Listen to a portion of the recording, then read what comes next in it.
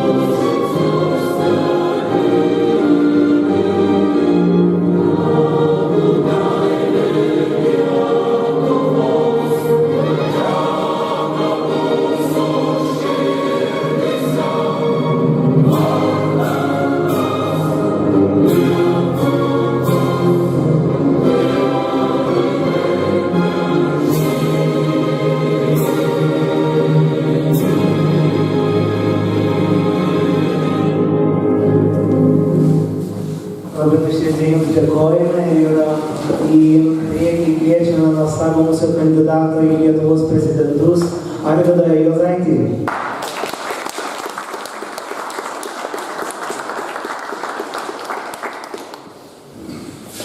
Na kągi, broliai lietuviai, arba bendrapiliečiai, kaip aš sakau, kadangi reikia kalbėti atvirai, tai leiskite pasivysiu švarką, aš esu šiaip jau dėstytojas, tai prieš studentus irgi būna laisviau, kai nebūna įtampos. Aš galvojau,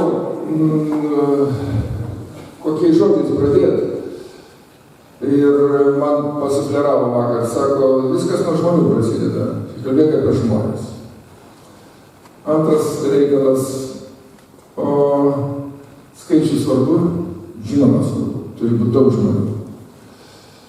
Tai yra pradžioje kokybė, jeigu žmogus, bet jeigu daug žmonių yra jau valstybė, bendruomenė, didelė šeima, kai vienas žmogus, tai yra žmogaus problema, žmogaus teisės, o kai yra daug žmonių, yra politinė problema. Tai kai vienas susirga, apsinuodija, tai yra jo sveikatos problema, bet kaip apsinuodija mokykla, darželis, tai yra politinė problema. Tai dabar mes apie tai šnekėsime. Vienas žmogus taip, aš manau, kad grįšiu prie jo, bet kalbėsim apie visumą. Apie tai, kas Lietuvą ištiko, kas laukia jos, ką mes turime pakeisti. Ir aš čia pasiimu tokie labai modernų laikraštį, aš nemanau, kad jūs jį žinot, tai yra vieną kartą per mėnesį išeina 370. Jau net nėra lietuviškų žodžių, tai yra pavadinimas 370. Ar girdėjot, matėt tokį? Jis platinamas laisvai kavinėse, jį leido dienos koncernas Vilniui, Kaune ir Klaipėdoje. Dabar liko Vilnius Kaunas, o redakcija yra Kaune, Lietuvos viduryje, centre, širdyje. Bet kas tai per laikraštis? Tai yra super modernus, jį galima būtų Londone versti į anglų kalbą ir jūs nelabai suprastumėt, kur jis leidžiamas. Tai yra eurofederalizmo viršūnė Lietuvoje. Pažiūrėkit, straipsnis tokia, vienas Marius Gailius. Yra tokia Gailių labai geras yra vertėjas, aš kaip įtariu, kad šitą patį šeima, nes ir pagal pažiūras panašiai. Laiškas iš Mozelio slėnio, reiškia, jis keliauja per pasaulį. Kaip kadaise per pasaulį keliauja žmogus baltas kaip vyšnios viršūnė. Bražionis, bet jisai tai iškilgiai surašė. O čia reiškia, kirsti Europą gali greičiau nei perskaityti knygą, taip štai sakoma. Greičiau nei parašyti tekstą. Kai šiuolaikinė realybė sukasi kaip miškavežė Lietuvos pušynuose, žinot, dabar Lietuvoje leista kirsti bet ką, net rezervatus. Ir taip vienos reformos, kuri vadinasi urėdijų panaikinimo įstatymas.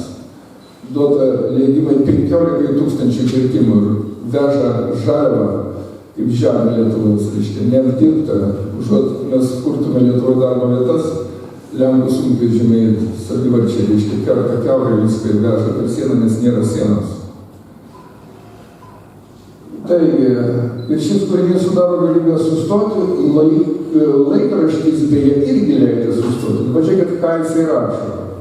Kelionė pats geriausias būdas patirti, kokioje saldžioje iliuzijoje mes gyvename. Ir iš karto teigiama, kad saldi iliuzija yra gyvenimas. Ką manau, jūs visi paneigtumėte. Kiekviename naujame mieste pirmiausiai puolu ne į pilį ar muziejų, atkreipkite dėmesį, o į kavinę ir kuo arčiau žmonių, kad pajusčiau, kuo gyvena šiuolaikinis vietinis. Iliuzija, nes kavinėse labai mažai vietinių būna tokiuose turistinėse miestuose. Tačiau apsimetusi čionykščių mane iškart demaskuoja, nes nekalba su akcentu. Tai grąžina į tikrovę. Nepaisant Lidlų ir McDonald'ų, mes vis dėlto skirtingi. Taškas, sekantis sakinys. Ir turime tos pačius ryškius kultūrinius orientyrus. Skirtingi, bet orientyrai tie patys. Pirma, tai pojūtis, kad priklausome tai pačiai civilizacijai. Tai europinis standartas ir saugumas. Taškas. Man atrodo, su dabartinė migrantų krize šis standartas blogsta. Kitas specifinis indikatorius – knygų pasirinkimas didžiuose knygynuose. Tryrė, o Tryras yra Karlo Markso tėvynė, kaip žinot, ką tik tai pernai metais buvo 200 metų paminėta nuo gimtadienio. Visose knygynuose tarp populiariausių kriminalų ir taip toliau aptinku Hermaną Hesę, Günterį Grasą, Maksą Frišą, ramu. Taškas. Vadinasi, Europos kultūra gyva. Taip, bet čia ta kultūra, kuri buvo prieš karo metu ir iš karto po karo. Toliau, dabar jau apie Lietuvą. Keliaudamas ne lėktuvu ir miestus tyrinėdamas pėsčiomis, iš kitos perspektyvos pagalvosi apie savo tėvynę ir turėsi susitaikyti, kad mūsų šalies istorija, nors ir didinga, bet yra mažytė, o gamta, nors ir miela ir žavi, yra tiesiog banali. Neskaitysiu. Vat kompiuterinio žmogaus vaizdinys, kas jis yra iš viso, aš galvoju, celofanas. Jeigu jam gamta banali. Vaiva Mikė Freiberga, Kanados moteris, kuri tapo Latvijos prezidentė, jinai apie Latvijos gamtą, kuri labai panašiai su Lietuvos, praktiškai tas pats, sakė, kad tokios gamtos kaip Latvijoje nėra net Kanadoje. Nes mes išgyvename gamtoje Lietuvos ir Latvijos visą 4 metų ciklą. Ir praktiškai reikia tik žiūrėti tą gamtą ir tu matai dramos spektaklį, 4 veiksmai, su viskuo, su užuomazga, konflikto augimu, visą tas Čerco ir Allegro ir paskui Dantė į žiemą pereina vėl. Pažiūrėjau, tokia gamtos vieta kaip mūsų, tai yra stebuklas. Čia tik nemylintis žmogus taip gali, čia kuris iš vis pasaulis jam yra kompiuterio ekrane, monitoriuje. Ir tokių lietuvių labai daug. Tai vadiname federalizmu dabar, kurie mėgaujasi, kad dabar yra kažkokie europiniai standartai, žinoma, standartai šiuo metu, matot, ne žodį, aš jau pavaduoju, standartai. O šiaip iki šiol skaito europinės vertybės, žmogaus teisė, žinoma. Bet kai pasižiūri, kaip žiūrima netgi pačius atbėgėlius į šitą atbėgėlių ar pabėgėlių krizę, tai matai, kad žmogus traktuojamas tik tai fiziškai. Fiziškai, reikia jį pavaldinti, aprengt, apnakvindint. Dirbsas ar nedirbs, antraeilis klausimas, kokią kultūrą jis atsinešė ir ką jie čia darys, visai nesvarbu, net baisu galvot. Tiesiog žmogus, tai yra jo teisės, tai yra tas fiziologinis minimumas, tai yra standartas. Gerai, šitą galima daryti. Bet dabar kiek laiko tai truks? Jūs žinote, kad valstybinės pensijos iš vis pasaulio istorijoje yra įvestos Vokietijai. Kaip Bismarkas, Otto von Bismarkas vienijo Vokietiją ir 1871 metais galų gale Prūsijos pagrindus suvienijo. po sėkmingo karo prieš Prancūziją ir kai pasiėmė Elzasą Lotaringiją. Ir tada įvedė pensijas valstybinės. Tai buvo socialinė valstybė, National Social State, pirmoji. Nes įvesti pensijas galima tik saviems piliečiams, kurie dirbo šitai valstybė ir dirbs, ir jų vaikai. Ir vadinasi, valstybė jau pasirūpina, bet jinai negali pasirūpinti bet kuo, kas atsiras šitoj valstybėje. Tai vad, nacionalinė valstybė ir socialinės garantijos yra šitos vienos kilmės. Aš iš karto peršoku dabar į Europos Sąjungą, kaip, reiškia, super, jau nebe nacionalinė valstybė, kuri nebenorėdama būti subjektų, o kažkokiu konglomeratu, tuo pačiu nori turėti socialinės garantijas ir tos socialinius standartus, saugumo ir viso kito.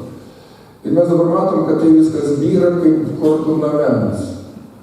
Nes pasirašęs Marakešo pasaulinės migracijos paktą, ką tik tai gruodžio 10 dieną, čia yra ne migracijos reguliavimo paktas, tai yra migracijos skatinimo paktas. Jis turėjo priimti maždaug 200-300 milijonų žmonių.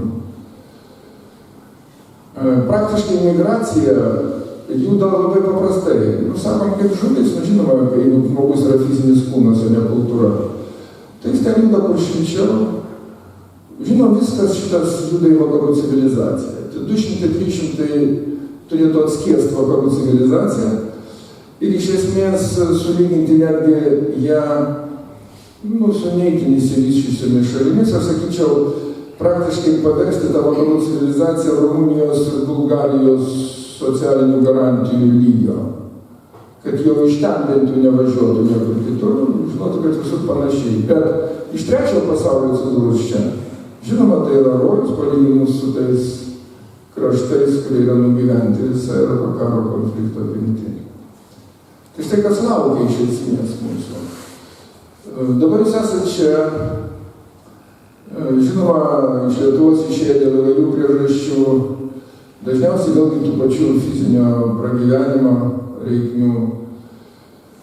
Ir dabar, ko gero, jūsų gyvenimui to užteks. Jūs galvoju, kad ir vaikams užteks, jie įsilies, bus sukrovęs suteiktas tai vakarų civilizacijai, kad jie grįžtų namo, jau tik hipotetinis klausimas.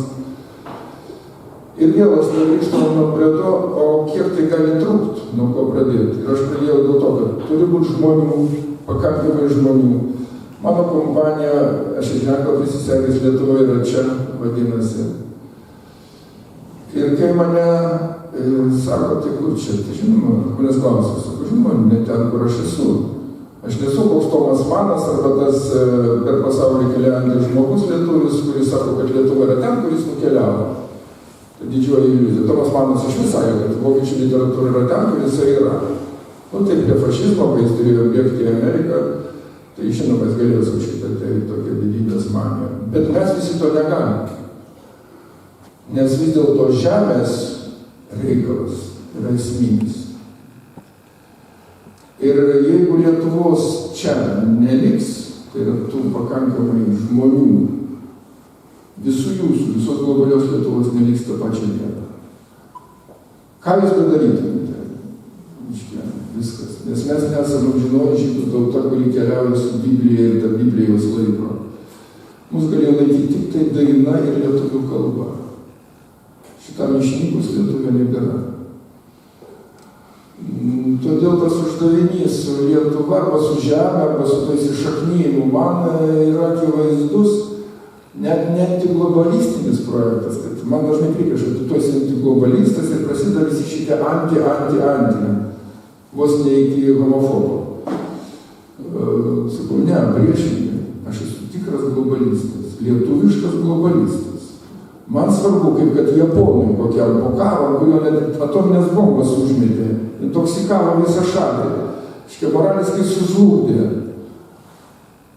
Ir jinai prisikėlė per 20 metų, 64 metais, Tokio olimpinės žaidynės yra pasaulio progreso šalis, paskui Expo Tokijo. Iškia, Japonai prisikelt galėjo per vieną kartą, todėl kad jie nepaskelbė globalios Japonijos, o jie paskelbė japonišką globalumą. Matot, čia yra akcento klausimas, reikia sukeisti vietą. Lietuviškas globalumas, reikia susiurbti pasaulio energiją į Lietuvą, o ne tai, ką mes dabar darom, išmesti vėliau. Tai, kad mes gaunam iš Europos 2 milijardus per metus į biudžetą, tai yra juokas palyginus su to, ką jūs pagaminat čia, Europoje. Anglijoje 200 000 lietuvių. Tai, ką jūs čia duodat, tai net 2 milijardų. Todėl tai yra nelygus mainai iš to globalizmo, kuris mus pavilioja. Ir to negalima tęsti, jeigu mes galvojam, ką mes galvojam. Kai man reikia apibrėžti, pačią pirmiausia reiškia tą bazę, ant kurios stoviu, sakau. Ko tu skiriesi nuo kitų kandidatų? Aš išpažįstu vasario 16-osios Lietuvą. Ką tiesą sakant, ir jūs visi išpažįstat, kol šnekate lietuviškai.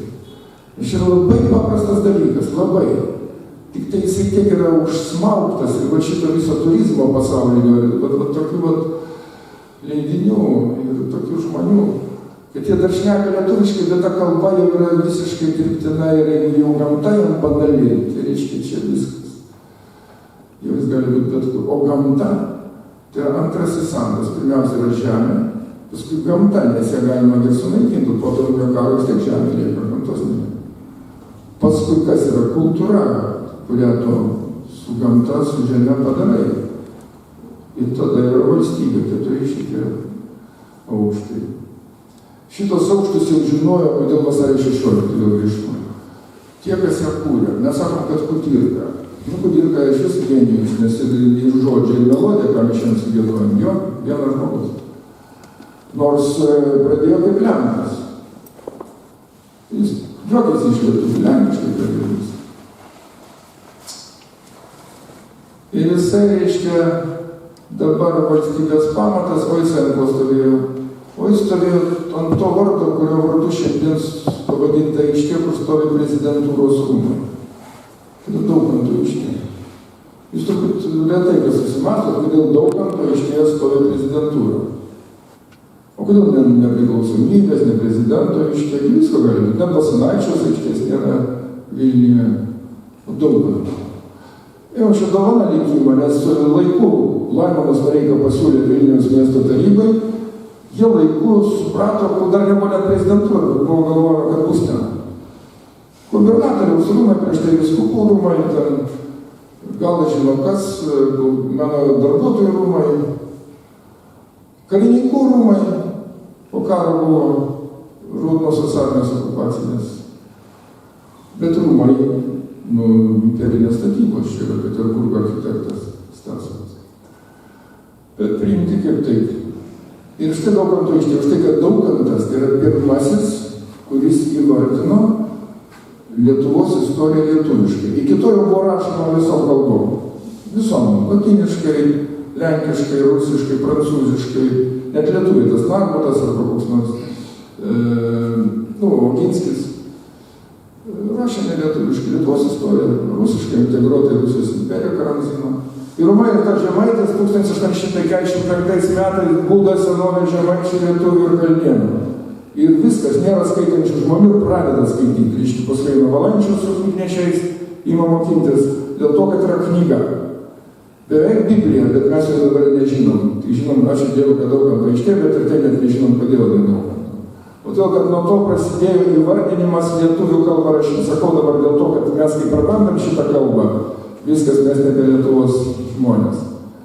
Galbūt jausmais kažkas ten buvo, bet jau nebefunkcionuoja Lietuvoje. Jau paskui Basanavičiaus Kudirka iš vasario 16. Ir reiškia, mes būtume buvę, aš jau nebesitęsiu per daug, čia per daug kalbos būtų tiesiog, kad mes būtume buvę galbūt daugiakalbės, 4 kalbų, bent 2 kalbų valstybė, jeigu nebūtume praradę Vilniaus. Bet kai Lenkai atėjo, jie save laikė lietuviais, Žiligovskis tik Lietuvos didžios kunigaikštystės vyrus ėmė, sulenkėjusius jau armiją, kurie užėmė Vilnių.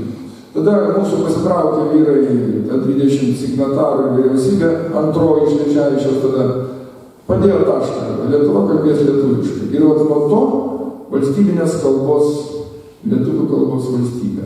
Ką norim tą sakyti? Bet be šitos kalbos valstybė nebūtų susimentuota. Ryšys tarp žmogaus ir žmogaus nebūtų. O tada automatiškai viskas jau dainų šventės ir mokymo programos ir visas mentalitetas mūsų. Dabar, kai kalbama, kad kalba yra tik tai komunikacijos būdas, kad čia daug svarbiau susižinot, o ką susižinot? Jeigu ignoruojama, kad kalboje yra visas pasaulis įterptas. Jeigu yra lietuvių kalba dvigubai turtingesnė už anglų, yra 500 000 žodžių, Anglijoje 200, anglų už 200 000 su Oksfordo, jeigu jums interrogiklį. Tai štai, ten yra tiek visko, kad, reiškia, ateities kompiuterizuotas pasaulis, jisai ten ras tiesiog klondaiką pasaulio matymą lietuvių kalboje. Jau dabar visose pasaulio garsiausiose filologijos centruose lietuvių kalba yra kaip dalykas mokoma. Čia sanskrito kalbos padarinys. Kaip sakė kadaise 82 metais Baltakis, paukščiai tiesiai iš sanskrito prie Panemunių suskrido, čiulbų ulbo nuo pat ryto ant archaiškų šakų. Ir štai dabar Lietuva išnyktų, tai mūsų indėlis, ko gero, tas vienintelis ir būtų. Keli menininkai, turbūt Čiurlionis. Ir kad čia buvo paskutinė arba didžiausia, seniausia valstybinė kalba Europoje. Valstybinė, o ne šiaip kokį nors pakraštį. Čia yra pakankamas pagrindas valstybės propagandai, argumentacijai. Įsivaizduokite, išlipat Vilniaus oro uoste arba Klaipėdos jūrų uoste arba Kauno oro uoste, Palangos. Ir jūs sveikina valstybė, sako, jūs atvykote į seniausias valstybinės kalbos Europos valstybėse, esat pasveikinti. Na ir pasiklausykit, kaip ten gražiai skamba, kaip paukščiai. Jau vien tai būtų turistinis ženklas kalbos. Bet dabar aš čia tik tokią bendrą argumentaciją jums pabrėžiu, kodėl, reiškia, reikia visur ir nenusileisti niekur, nei per jotą valstybinės kalbos statuso saugojimą. Ir mano tie 4 bokštai, kaip aš jūs vadinu, kalba pirmiausia šeima, antras švietimas, trečia, ketvirta teisingumas. Tie bokštai 4 pasaulio kraštai, 4 vėjai. Nu, viduje viskas yra socialinis gyvenimas, ir ekonomika, ir žemės ūkis ir taip toliau. Bet kai šitos 4 bokštus apibūdini, 4 svarbiausi uždaviniai, jeigu nepatinka bokštai. Kalbą aš apibūdinau, šeima kodėl. O dabar neoliberaliam pasaulyje sakyti, kad šeima yra nepajudinama, tai ką tu homofobas? Jį galima daryti, ką nori, galima vienlyčius santuokas, galima įsivaikintuose vienlyčiuose, gal aš žinau, ką galima daryti, iškia socialinė inžinerija šitoj srity labai toli pažengė, genderizmo ideologija labai toli pažengė. Čia mane vienas iki pribloškė, kad Vokietijoje yra 200 genderizmo profesijų. Profesorių. Tai kas tai ir praktiškai, mokslas, kuris yra panašus į meną. Iški improvizacijos galimybės begalinės ir kriterijai, kur baigėsi genderizmas, nebėra. Pavyzdžiui, lyties keitimas, tai genderizmas. Bet koks genderizmas, kada atsakys, o kas atsitinka su sąžinė žmogaus? Tu pakeitei lytį, o ką tu darai su sąžinė? Ką, gal ją irgi ten kažkaip operavai? Šitas klausimas atmetamas, nupjaunamas. Gerai, nupjaunamas, bet ką biškinė į šeimą. Čia Ruso nustatė Prancūzų revoliucijos išvakarėse. Čia yra kaip gamtos dėsnis, Ruso vardu tai vadinama. Niutono dėsnininkai sako,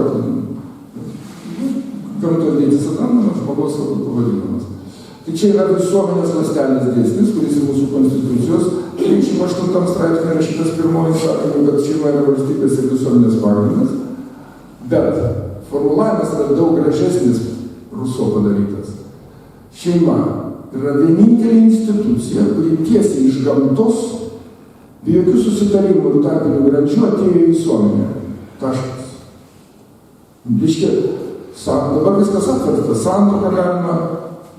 Santuoka tai yra bažnyčios sankcija, visuomenės tradicijos, civilinė sankcija šeimai. Bet nedaugiau. Bet šeima, čia gamta rado tą būdą, kaip teksti rūšies, veiksmės ir visą kitą tasą. Ten tų santykiavimų, apie ką dabar genderizmas sako, kad ten yra šimtai. Nu ir kas, tai yra aklavietės. Bet pati tąsa gamtos, kad visuomenė tęstųsi ir valstybė tęstųsi, viskas, kas yra, kas esame mes, kad tęstumės. Šeima, šimtmečiai, tūkstantmečiai. Ir tik dabar per kokią 35-40 metų šitas socialinis eksperimentas su šeima, kas atsitiko. Tai jeigu mes manom, kad tai natūralu, nu tai to blogiau mums. Tai yra natūralu šitie eksperimentai. Todėl ateina musulmonai, jie ateis. Iki galo viską įkrės ir protą, kas yra šeima. Ką jie ir daro su kunigai. Tai yra nepajudinama. Ir dėl to aš sakau, antras stulpas yra šeima. Visa, kas griauna šeimą, pavyzdžiui, vaiko teisės apsaugos pagrindų įstatymas dabar nuo Liepos 1 įsigaliojęs. Tai yra šeimos griovimo instrumentas, kuris buvo ruoštas 2,5 metų Norvegijos pinigais, gera propaganda. Nes kai mūsų vaikus pradėjo Norvegiją, mes protestavom prieš Norvegijos ambasadą, čia buvo daug visko, spaudos, net nacionalinis televizijas drįso prieš Norvegus pyktelti. Nu tai užtaisė mums šitą eksperimentą su lietuviais. Ir lietuviai, tiesioginio žodžio prasme, multi, vieningai priėmė po nelaimės eilinės dėl savo nesugebėjimo tvarkyti socialinės rizikos šeimomis. Žinoma, matukas buvo nuskandintas, tokių atvejų būna, bet buvo paruošta jau spauda, manau ypatingai šitas dėlinys spauda prispaudė, nu ir visi balsavo po tos tragedijos. Įstatymas buvo paruoštas, tarnybos buvo jau ruošiamas, centralizuoti, reiškia, Vilniaus savivaldybių socialinės apsaugos priežiūros tos rizikos šeimas, dabar centralizuoja, kontora, ekspertai, praktiškai veikia kaip čia biuras bolševikų revoliucijos rezultate. Ima vaikus taip, kad su prievarta ir šimtai atvejų yra paliudyta. Ir jie nevartoja prievartos, kabutėse, tam, kad užkirstų, reiškia, šeimose tą prievartą arba smurtą. Ir tai yra, aš šnekėjau advokato kolegijų visur, visi supranta, tai yra šeimos ardymo mechanizmas šiuo metu. Tik tai, kad jis eina visur, žinoma, čia dar viena papildoma grandis. Tai aš savo, kad šitą viską mes stabdysim. Net dabar yra padaryta, aš esu registravęs Seime su savo bendražygio peticiją. Ten užtenka pagal įstatymą peticijų, aš dėlute, taip yra pas mus Lietuvos Respublikoje. Gerai apiforminta peticija, argumentuotai, kaip reikalauja Seimo nuostatai, ten yra surašyti, jinai priimama iš vieno asmens ir eina į svarstymą plenariniam posėdžiui ir gali tapti įstatymo pagrindu. Bet mums tai pavyko padaryti. Tiesą sakant, labai stebėjausi, kodėl tai pavyko. Manau, kad spaudimas tų kitų, apie 60 000 šeimų, kurios sukilo, tuto kaip kauniečių Eglės ir Gintaro, Krušinskų šeimos vaikas Eglutė buvo paimta. Ir ten absurdas, kas darosi, aš buvau pas Krušinskus prieš 3 dienas. Tai šito spaudimo turbūt 60 000 iš išvedė žemę tos peticijos parašai, nes į Seimo reikalavimą netitinka, o mūsų priėmė 2. Nu, turbūt tas fonas padėjo. Dėl to dar mano, aišku, statusas buvo kaip kandidato, jie peticijų komisiją išklausė labai atidžiai. Priėmė. Manau, būtų nepriėmė, tai tomis sąlygomis, bet dabar priėmė ir eis į plenarinį posėdį svarstymas. Tai yra, ko mes reikalavome? Kad būtų iš viso panaikinta ta vadinama grėsminga sąvoka, bet čia yra sąvoka, kuri kaip koks Kalašnikovo automatas veikia. Tai yra smurto sąvoka. Jos konstitucija nėra, bet aš pakėliau konstituciją tai komisijos, kur jis randa smurto sąvoką, kodėl dabar su ją reikia terrorizuoti visas šeimas. Čia yra kankinimo ir žiaurumo sąvokos konstitucija prie baudžiamojo kodekso. Prašom, ir veikia Lietuvoje šitą konstitucijos nuostatą visur. Dabar reikia smurtą, nes smurtą galima lygiai kaip genderizmą eksperimentuoti. Ot mėlynę vaiką rado ant rankos, ant kojos, o kaimynė pasakė, kad vaikas reikia. Užtenka paimti vaiką net šitam, įsivaizduokit. Kažkoks siaubas, pastatai vaiką į kampą, jis reikia paimti vaikų tarnybą ir nežinia, kada grąžins, reiškia, ir advokato. Gintis negali tėvai, nereičiami paimti, paskui paimami tie vaikai. Žodžiu, yra bolševizmas visiškas ir tai yra veikia laisvoj šalyje. Šitą reikia stabdyti. Trečias, su švietimu. Taigi, aišku, niekada taip Europoje, bent jau Lietuvoje, tikrai, dėl Europos visos aš nežinau, nebuvo tiek eksperimentų įmesta į švietimo sistemą, kaip bolševizmo laikais. Tai yra, komunistai užsiėmė šito švietimo, reiškia perauklėti, padaryti naują žmogų, dabar daroma va štai neoliberalizmo sąlygomis.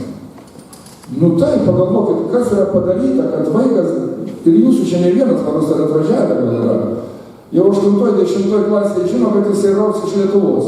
Nei bedarbės patyręs, nei čia į Lietuvos kariuomenę, ką jis tiek per tėvus su tėvais, nu gal girdėjo visokių dalykų, bet sraus iš Lietuvos be patirties.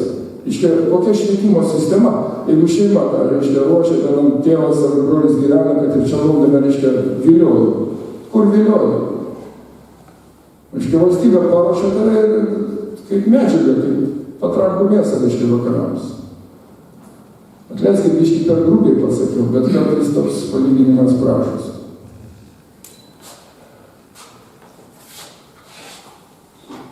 Tai va, švietimo ir mokslo ministerija, žinomas, jisai jau kai Londone buvau, taip gėdėdamas, aš sakiau, kad švietimo mokslo ministerija reikia perimti prezidento rankas. Jokia konstitucija nedraužia.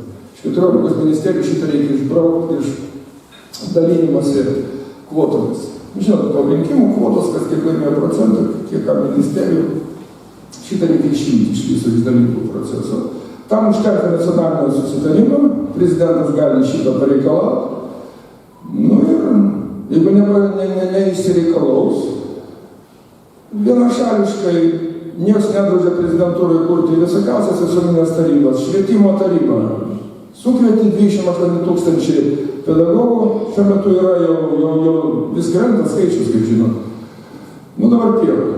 Ir jie turi siūlyti kandidatą, 1-2 prezidentas nesiūlo vyriausybei. Kaip, sako, nu paprastai. Prezidentas turi parašo šventą teisę, reiškia, jisai paims ir nepasirašys vyriausybės, kai jinai grąžins įgaliojimus po rinkimų. Ten 15 dienų galima nepasirašinėti. Dar 15 dienų galima nepasirašinėti. O tada prasideda mėlių judėjimas, prasideda nerimas, koalicija visur kitur. Kitaip sakant, rizikuoti reikia. Viską šis tai gali baigtis to, kad nauji Seimo rinkimai, ką dabar prabilo, tarp kitko Karbauskis, kad jeigu nebus mūsų prezidentas, tai mes organizuosim kartu su nauji Seimo rinkimai. 60 dienų visiška krizė, netvirtini programos, o jie neteiks premjeros kandidatą, nu toks pagazdinimas buvo. Bet lygiai taip pat galima gąsdinti iš prezidento pusės, nepasirašinėti vyriausybės sąstatą. Tai va, sutiks, niekur dėsis. Ir ketvirtas teisingumas, tai apskritai čia yra, žinot, klondaikas tvarkai, aš taip sakyčiau. Nu visko, aš anksčiau kalbėjau, čia bent buvom paruošę tas ypatingasis prokuroras ypatingosios korupcijos byloms, kas dabar 28 teisėjai advokatai suimti, o čia reikėtų ypatingojo prokuroro. Nėra šitos institucijos. Ką dabar padarė valdantieji staigiai, pastebėjo gal, tarėjus įvedė šitų dabar STT paimtų teisininkų fone. Nes teisėjas, su kuriuo girdėjomės ryšiai susisėję, nėra pasitikėjimo. Pirmiausia, matot, jau dabar kalbama ne tik, kad teisiniai yra normos, begalės įstatymų, yra jų, bet niekas nebetiki, kuris bus įstatymas panaudotas. Kokia amnestija bus pritaikyta tiems korumpuotiems teisėjus, nes teiskia patys savi. Todėl, kai nėra ypatingo, nu tai bent tarėjus. Dabar, kokį tokį reiškia lengvą žaibolą susigalvoja. O reikia iš esmės. Reikia įvesti vadinamą tribunolą, bet tiems prasikaltusiems teisėjams. Kaip, kur tas tribunolas turi būti? Seime, niekur kitur. Bet Seimas yra korumpuotas, irgi sako čia. Aš tai reikia kitką padaryti. Čia yra pats svarbiausias galbūt uždavinys. Jis yra toks lyg ir meta, svarbesnis, reiškia, bendrina viską, kad reikia senato, aukštųjų rūmų. Šiandien aš pasižiūrėjau BBC News, reiškia, The House of Lords, reiškia, pasiūlė ką? Digital Protection of Child, ar kaip ten pasiūlė. Jie gali jau pasiūlyti. Tai rodo, kad lordų rūmai, kokie jie bebūtų, čia aišku, Anglija, čia kitais principais suformuoti, jie vis dėlto įstatymdavystę tvarko labai stipriai. Ką mums reikėtų? Pas mus kaiminystėje Lenkai su senatu gyvena. Ką tik tai Norvegai įsivedė senatą, tai yra aukštesniuosius rūmus. Airija įsivedė senatą aukštesniuosius rūmus. Jeigu tai daroma, reiškia daroma su priežastim rimta, nes tokia reforma būtina. Pas mus šnekama, bet nieks nesiima dabar šito reikalo. O kiek reikėtų? Nu, aš sakau, 60 savivaldybių. Po vieną savivaldybės nepartinį reikia rinkti. Čia yra toks, mano, kol kas neįtin pasvertas, bet samprotavimas. Gali būti 40 senatorių. Štai juose tam aukštumą turi būti tas tribunolas teisėjams.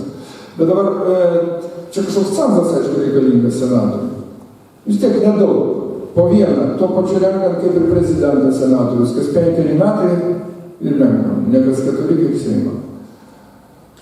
Nepartinius cenzas 1, 2, 40 metų, prezidentas nuo 40, toliau būna senatorius nuo 40. 3, būtina aukštasis mokslas. Šiaip atstovų rūmus tauta įsirenka tokius, kokia pati tauta yra. Yra valgotų tauta įsirinks valgotas. O senatorius reikia išrinkti tokius, kurie kiekvieno subjekto, aš nežinau, savivaldybę. Gal tai reikėtų daryti korporatyvinių principų, tai yra nuo profesijų, aš nežinau. Nuo sričių, galbūt 5 regionai, nuo 5 regionų po 5, po 10, nežinau. Čia reikia svarstyti, bet kad reikia tikrai.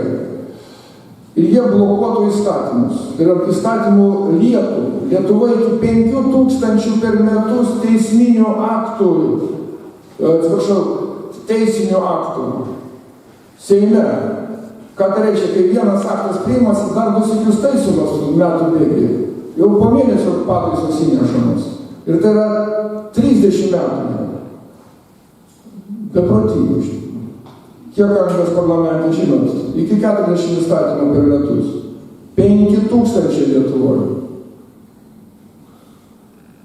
Absurdas, kad mes gyvename, gal jūs iš jūs bėgate. Be senatorių neįmanoma. Šitą reikia daryti. 1,5 metų iki Seimo rinkimo bus po prezidento rinkimo. Reikia šitą daryti ir referendumą per Seimo rinkimus įvesti. Tam reikės propagandos didelės ir jėgos ir autoriteto. Tai tokie mano pirminiai samprotavimai, aš tai vadinu maldelę. Dabar jūs klausinėkite. Ačiū už dėmesį.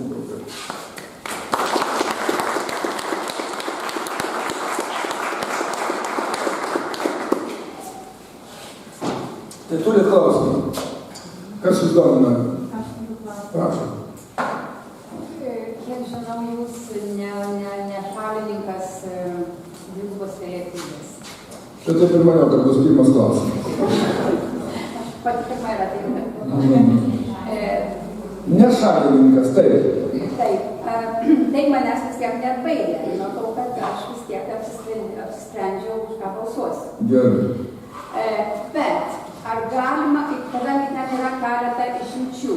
Kokios tos išimtys? Pavyzdžiui, jeigu vaikas gimęs užsienyje, jis gauna 2 pilietybės. Taip? Ar negalim padaryti išimti dar vieną, pridėti prie tų keletą išimčių? Ką? Jeigu šeima susideda iš 2 valstybių, tai... Apibendrinti. Taip. Kad abudu po tas ir turėtų. Žodžiu, aš dabar, mano atveju tai mane liečia. Dabar labai didelis klausimas. Ar aš imsiu šitą pasą, ar aš prarandu lietuvišką, aš nenoriu prarasti. Kadangi aš 46 metų išvažiavau iš Lietuvos, bet aš ten per daug pragyvenau, kad aš viską pamiršau. Aš vis tiek lietuvė, ten mano širdis ir ten visa kita. Bet mano gyvenimas lieka čia. Ką man daryti? Labai paprasta, aš jums tai pasakysiu, nusiraminsit, ramiai mėgos. Aš jums dar vaizdiškai parodysiu, ką jums daryti. Jums reikia pasiimti lietuvio pasą. Taip, yra čia kol kas pasaulyje yra 9 pagaminti, mano komanda pagamino lietuvio pasą. Bet dabar aš paklausiu jūsų taip, sakot išlygos. Gali gimsta vaikas iš Lietuvos šalies automatiškai. O vat ne. Jeigu gimė Rusija, ne. O Kaliningrade 300 000 lietuvių, kurie negalėjo grįžti į tėvynę dėl to, kad buvo ištremti, atsisėdo šalia, o dabar jie gyvena neteisingoje šalyje. Ir šitas šventas referendumas, kuris bus 12, jų neliečia. Neliečia Kinijos, Indijos, Japonijos, Pietų Afrikos, Latino Amerikos. yra pusė daugiau pasaulio lietuvių, kurie negaus šitos dvigubos pilietybės teisės. Tai kas čia daroma, kaip jūs manot? Ir kai visi šneka, argi gaila? Nu negaila Lietuvai, žinoma, mes norim, kad jūs grįžtumėt, būtumėt lietuviai. Bet ką mes padarysime? Mes balsuosime 12 konstitucijos straipsnį keičiam tokiu būdu. Ten parašyta, kad Lietuvos pilietis vienu metu negali būti ir kitos šalies piliečių. Taškas. Jūs paėmėte Anglijos Britanijos pilietybę, jums atėjo pranešimas su ministro vidaus reikalų parašu, netekot Lietuvos pilietybę. Savo jums netinta, bet jūs savo norų jūs atsisakėt, priimdama nes konstituciją. Dabar mes įkeisim. Ir keisim tai, kad gali pasilaikyti pilietybę, jeigu jis yra Europos Sąjungos, NATO, transatlantinė orientacija. Šalis. Kanada, Australija, Naujoji Zelandija. Nu va, tai dabar iš kur toks egoizmas? Jūs gaunat, o tie nelaimėliai, reiškia, Sibire, 100 tūkstančių dar per Rusiją, kurie neapkenčia Putino, reiškia, jie neteisingo šaly gyvena, ne. Visur, kur pasibarstė lietuviai ir pasiims užsienio pilietybės, jie praras. Reiškia, segregacija teisinė, nihilizmas eina. Tai vadinasi teisinis kazusas. Ir jisai įvarytas į šitą referendumą. Ir visi, kurie dabar gerais norais tą kelią į pragarą grindžia, ir kad kandidatai, kurie čia buvo dabar prieš savaitę. Jie gėda, bet nieks nepasako, jis apgauna, koks bus klausimas formuluojamas. Jis specialiai tam ir daroma, kad nedaug dievė Rusija nepasinaudotų šitas dvigubos pilietybės. Tai reiškia, dėl to ir rašom taip. Kam? Ir tada trečia rūšis lietuvių, kurie lieka Lietuvoje. Reiškia, mes šito referendumu sukuriam 3 rūšių lietuvius ir buvusius piliečius. Šitokio kazų sudaryti negalima. Įstatymas turėtų imti visus, jeigu jis nesegregacinis. O čia mes dabar referendumu šitą cirką užtaisysim. Ačiū Dievui, Konstitucinis teismas, kuris šiaip ir visada normaliai veikia, šį kartą pasakė, kad 2 kartus, tai reiškia 2 sekmadienius su 2 savaičių tarpu šitam referendumui balsuoti negalima. Ačiū Dievui. Mes praktiškai manom, kad referendumas pralaimės. Bet dabar aš nesu prieš. Aš kai sakau, paprastai, kai man sako, tu esi anti, nesu aš anti. Aš galvoju, kokia išeitis. Vat yra lietuvio pasas išeitis. To aš jūsų pasiūsiu per rankas. Yra įstatymo projektas registruotas jau 1,5 metų. Atsiverskit Delfį, ras mano partiją, surinkit laiškas Karbauskiui, reiškia Žaliųjų valstiečių pirmininkui. Jis tą įstatymą registravo prieš 1,5 metų, turėdamas programą ateinant į Seimą, pravesti referendumą, bet įstatymą registravo lietuvio pasą. Ir dar 5 Seimo nariai. Ką tas pasas duoda? Ten jau įstatymas sureguliuotas su poįstatyminiais aktais. Pirma, tai yra viza iš bet kurios šalies. Iš bet kurios, kad ir iš Šiaurės Korėjos, jeigu tu turi šitą pasą. Kaip tu gauni šitą pasą? Ta pačią dieną. O tu dabar, ponė, laisvai imkite Anglijos piliečio Britanijos pasą, jūs gausit atsakymą, kad Lietuvos pilietybės jūs netekote, bet jums ir nereikia, nes su Britanijos pasu jūs važinėsit laisvai. Nu, kur čia susitarta, bet su lietuvio pasu, jūs bet kada atvažiuosit į Lietuvą, tai yra viza, pasirinkti sako sveika parvykus. Tai yra viza visiems iš visur, pasas tai yra viza. Antra, anūką, vaiką, su šito pasu, arba jūs, jeigu turite tą pasą, dar neturi, siunčiate Lietuvai valstybės apmokamas vietas, tos krepšelinės vadinamas. Trečia, ten yra numatyta taip pat dar ginčytinas klausimas, jeigu atvykstate, tai greitai pagalba patenka, tai reiškia apmokamas jums tas nuvežimas, toliau jau draudiminiai sveikatos reikalai. Ir dabar ketvirta. Jeigu jūs grįžtate į Lietuvą ir norite ten gyventi, grįžti, jūs padedat Britanijos pasą, reikia jį padėti, bet padedat ir šitą. Ir automatiškai, be jokių kliūčių, be prezidento dekreto atgaunate Lietuvos pilietybę. Didžiausia, ko gero, man atrodo, čia yra ta sėkmės garantija, kad jūs neprarandat pilietybės, prarandat tam tarpui, kol jūs gyvenat su tuo pasu, kurį pasiėmėt, jūs jį pasiėmėt, jums reikalingas, jums patogus čia, bet kur bebūtumėt. Nes jeigu pasiliktume pagalvoti dabar Lietuvos pilietybę, vis tiek jūs į stalčių laikytumėt, važinėtumėt su Britanijos, kaip ir Amerikos pasais ir visur kitur važinėtas guli. Ir šitas gulėtų. Bet jūs jį turite kaip laidą į namus, jūs niekur nenutraukėt bambagiskės, jūs grįžote į Lietuvą, padėjote, spragus tas pasas. Ir atsiėmėt Lietuvos piliečio pasą, jokių plebiscitų nieko, jokių vardų. Ir išvengėme tos dviprasmybės, trisprasmybės, tų visų šalių skirtumų, kurių gali atsiras dar daugiau, o Baltarusija irgi lietuvių kiek gyvena, irgi neturės tos teisės. Todėl iš kur tas egoizmas? Iš gerų norų, mylime visus lietuvius, bet kodėl vieni geresni už kitus, kaip tam gyvulių ūkija Orvelo? Visi lygus, bet yra lygesni. Reiškia, vakarų pasaulio yra kažkokie lygesni už nelaimingų kraštų lietuvius. Negalima šito kazo sudaryti. Ir aš manau, pralaimės. Dabar mes ten davėm tarsi Basanavičiui pirmam tą pasą, numeris Basanavičius. Nu tai, žinoma, yra Bulgarijos pilietis buvo. Grįžtų į namus, padėtų ant stalo, pasimtų Lietuvos pilietybę. Viskas. Klausimas išsemtas. Nieko daugiau pasakyti. Ar dar turite? Tai reiškia, galima turėti pasiimti pasą ir galima gauti lietuvio pasą, bet kas, aišku, jūsų vyras jau negalės, kadangi ten žemės klausimas ir kraujo. Jis turės tą pasą, jeigu turės turėti Lietuvą, tai jam naturalizacijos procesas, bet to kaip šeimos narė daug lengvesnis. Jeigu jis Lietuvoje gyvens, jeigu jis gyvens bet kur, tai kas apskirtus? Čia yra, kad tikrai būtų, ir dar kas tiesa, aš nepasakiau, bet čia man bus šalutinis dalykas. Šitas pasas lietuvio, aišku, jis neduoda teisės balsuoti. Ir mes sureguliuosim šitą balsavimo klausimą pasaulyje, reiškia. Nu, kas turi pasą, tas balsuos, bet suprantat, visa pagarba žiūrint į lietuvius užsienį, vis tiek, reiškia, jūs suprantat, kad ir mamai dabar gyvena kaiminystėje, tugi nesakai, jei kokius tu tapetus turi įsiklijuoti, nepriims. Bet ir labai myli mamą. O jūs dabar iškai negyvenat ir sakot, nu, išsirinktų tą valdžią, man patinka ten ta moteris, ten arba ten tas kitas, patinka, jūs išsirinkit. Bet aš ten negyvenu, pas mamą negyvenu. Suprantat, čia yra moralinis klausimas ir informatyvus, ir informacijos klausimas. Taip, kad valdžia turi būti tie, kas gyvena. Ir ypač kodėl dabar Lietuvoje tai svarbu. Mes tikrai ekstremaliuose sąlygose. Šio prezidento rinkimas, žinokit, ne juokas, nes gali būti taip, blogiausiu atveju, kad šitas prezidentas turės užmerkti tautai akis.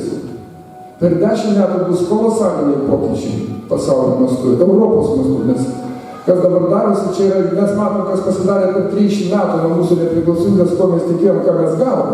Tai bus dar didesni pokyčiai, jeigu mes nestabilizuosim padėties, reiškia, nesuvaržysim įstatymų, tai kaip Vengrijai bent jau.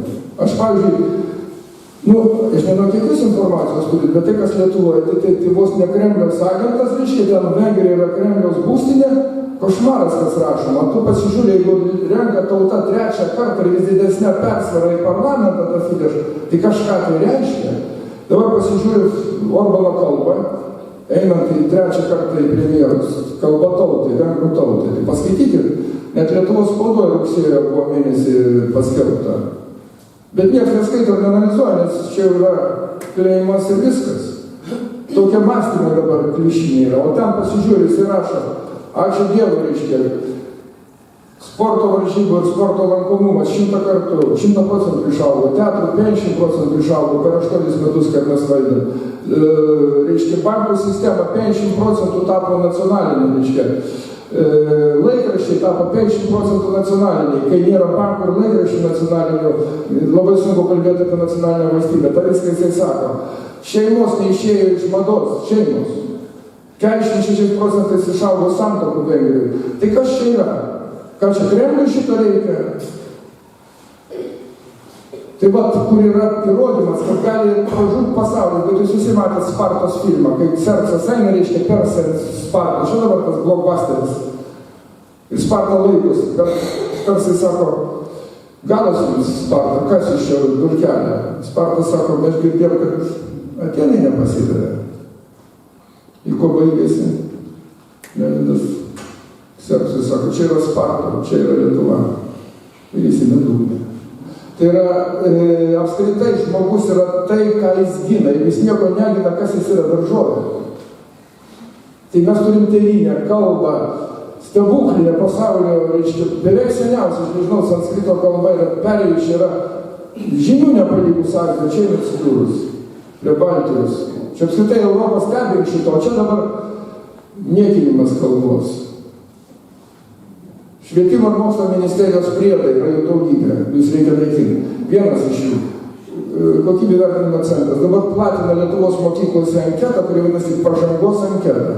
Joje klausimas vaikam. Kokias disciplinas norėtumėte mokintis anglų kalba? Antivalstybinė veikla iš pačios švietimo mokslo ministerijos. Tas kur eina, tai nereikės ir į Londoną važiuoti, ten visi kalbės. Jeigu šitaip. Čia sakau, kodėl 10 metų yra dabar lemiami. Jeigu nueisim šitą eurofederalizmo kryptim, bus žvakė. Kaip man sakė, Naisiuose, o Naisė yra Kabinos žaliųjų valstiečių būstinė, taip sakant, tėvonė. Man vienas valstietis pasakė, šis kartojo. Ach, tai sako, rinksim prezidentų, kaip nabašnikų žvakė.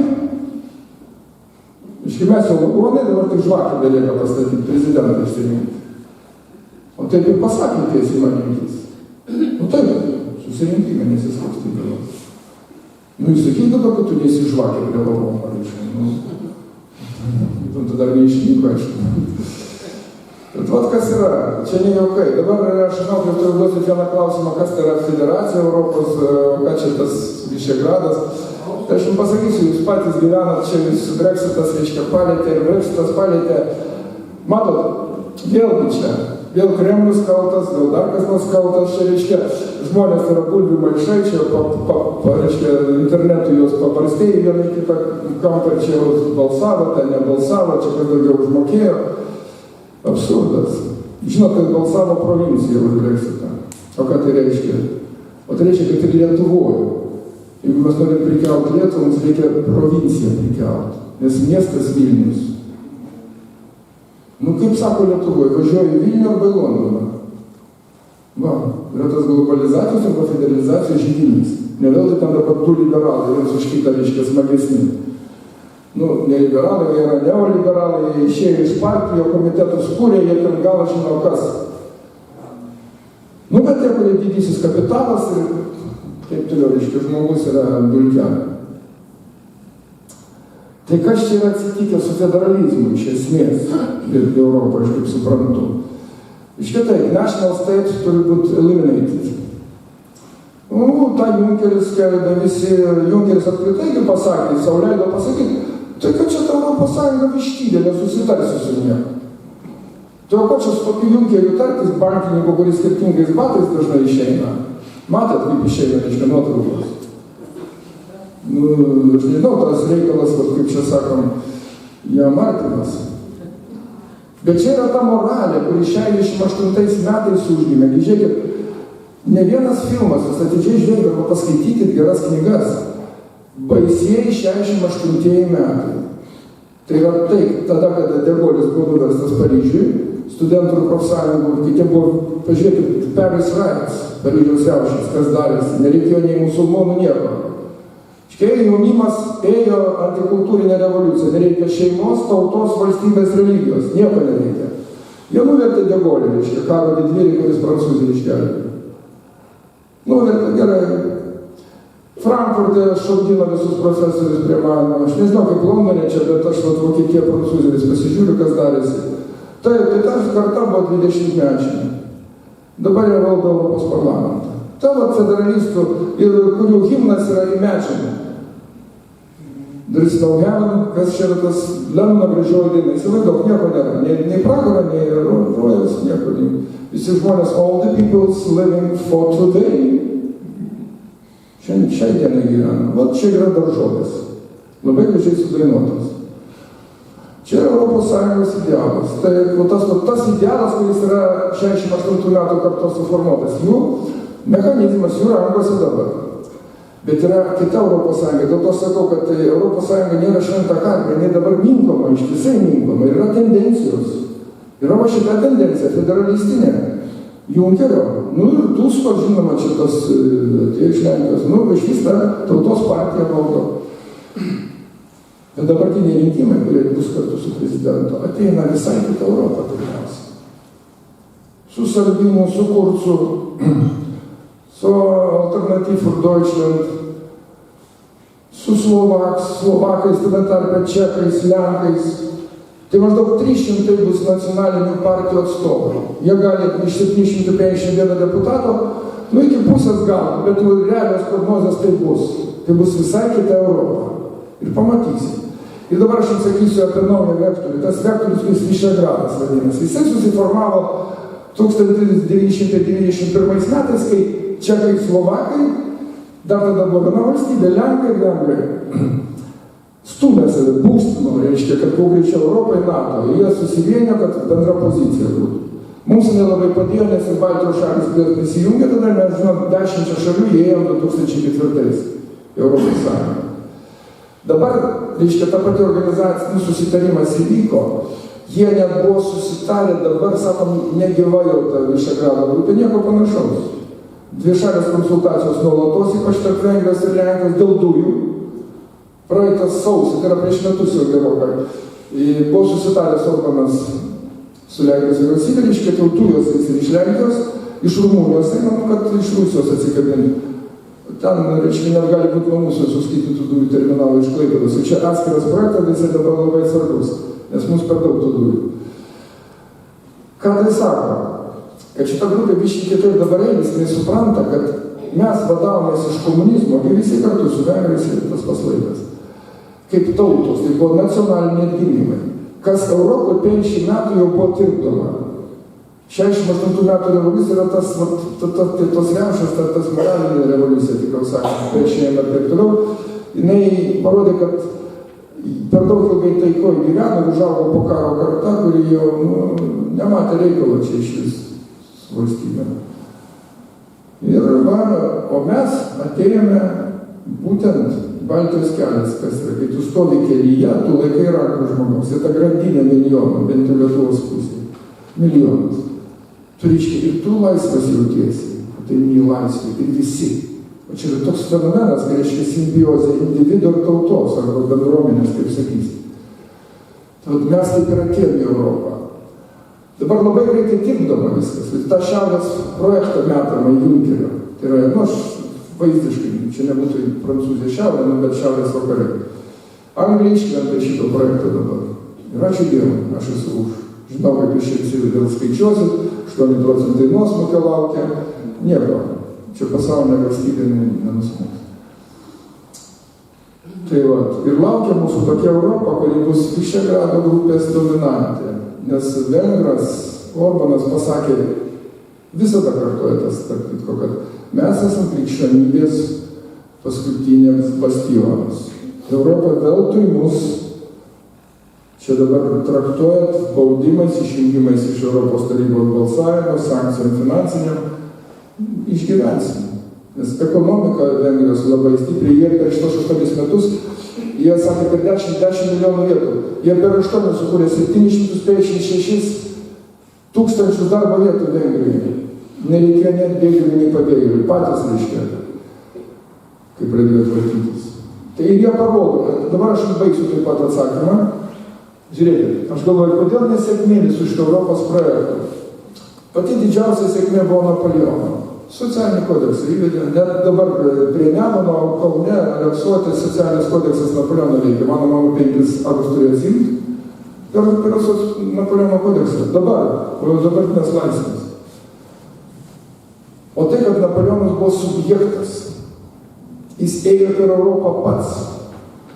Makronas, kuris dabar skelbia, jis nori būti Napoleonas, bet jis sako, duosim kontorą, jinai ten siuntinės. Ką?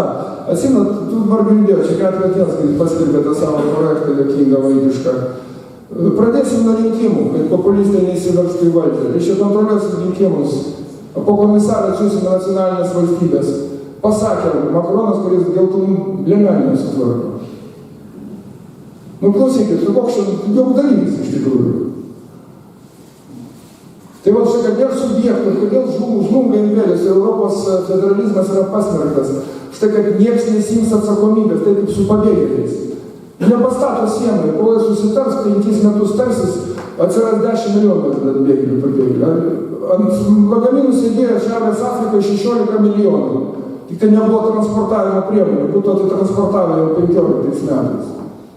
Nu nebuvo, dabar kai Salvini užkirto Italiją, tai sumažėjo atbėgėlių iš karto 99%, nes čia biznis yra pirmiausia. Tai vakarų Europa neturi subjekto, kas organizuotų visą šitą, kaip apsaugą bent jau valstybių ir jungtinių valstybių. Tai Orbanas pasakė, aš organizuosiu savo, kol jūs negalite susitvarkyti. Bet nors pavyzdį parodysiu, Lenkai tą patį padarė. Čekai tą patį padarė. Prašau. Na gerai, aš čia biškį įsivažiavau. Prašom, faktas. Čia aš, nežinau, dėl tų... Vienu žodžiu, aš 20 metų šitoje šalyje beveik jau, kažkaip negaliu sakyti, kad nesu pilietiškas, vis laik kažkaip stebiu tos prezidentus, tos rinkimus, kandidatus. Ir kažkaip niekada nebuvo, kad už kažką kiltų noras balsuoti. Buvo kažkaip gal. Dar anksčiau dar negyvenau, čia už Valdą Adamkų balsuoti. Toliau negalėjau balsuoti, nes vis laik tenka rinktis geriausių blogiausius, kaip visada. Vis laik supratau, kad tai yra netinkam žmogus. Dabar kažkaip jau praeitais metais, tikriausiai po mėnesį, kažkaip panašiau jūs jau čia, ir aš žiūriu, kad žmogus tikrai, teisingai, kas jau man priimtina, man šeimai, man aplinkai, bet kažkaip, čia buvo jūs gal.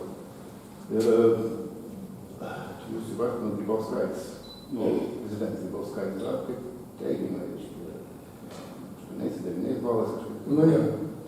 Ir aš dabar vis tiek klausausi jūsų kalbos, aš anksčiau klausydavau visus tos, reiškia, kalbas. Vis dėlto Grybauskaitė prisidėjus prie šitų negeruolių, kurie dabar Lietuvoje sėkmės, migracijos, Suprantu, maždaug, ką noriu pasakyti. Kodėl aš pasisakiau už? Tai va, čia kažkaip prieštarauja. Jūs labai gerai pasakėte, rugpjūtį. Aš pasakiau prie Lūkšto ežero, kai ten buvom susirinkimas. Ir aš tada pasakiau, kad man dar reikia to, kad mane dar Grybauskaitė pultų. Na, aš kiek pasakiau, tai nesakau, visi puls. Praktiškai visi eina dabar kaip ant sienos ant manęs. Praktiškai nėra, kad labai palaikytų. Vat aš tikėjausi iš jūsų tokį atsakymą. Tikriausiai jūs sakau kažkaip... Tai jau yra politinis, kaip sakyti, protas reikalauja ugnį, kurį gali būti ant manęs paleista, reiškia kažkaip patraukti šalį. Tai tada aš pasakiau. O dabar per šitą laiką, nuo rugpjūčio, jau praėjo kiek? Ten 4 mėnesiai ir čia 3. Jau daugiau nei pusmetis. Jau yra pasikeitus pozicija, pati Grybauskaitė yra daug ką padarius Marakešą. Visai nereikėjo, ką jinai šitą darė. Vėl jinai pasirašė aklai. Tiesiog, kad vėl visi žinojo čia šitą. Va šitą vaikų teisės apsaugos įstatymą įstatymą. Aš buvau vėliau tas padaryti. Bet vis tiek, prieš tai jau Grybauskaitė tokių žingsnių padaryti, turėjo kritikų susilaukti labai iš jūsų daug, o ne neįvertinimų, sakykim, 8-9 balų. Taip, užsienio politika. Aš jau pasakiau užsienio ir nepasakiau vidaus. Šitą aš skyriau iš karto. Gerai, tada... Gerai, tai aš tada galiu improvizuoti. Dabar jau jūsų klausimą tokį teiginį. Suprantat, yra vienas dalykas. Praktiškai yra prezidentų, kaip sakyti, tasos klubas. Aš nemanau, kad prezidentas turi teisę buvusį prezidentą taip kritikuoti, kaip koks žurnalistas kritikuoja, partijos lyderis neturi šito daryti.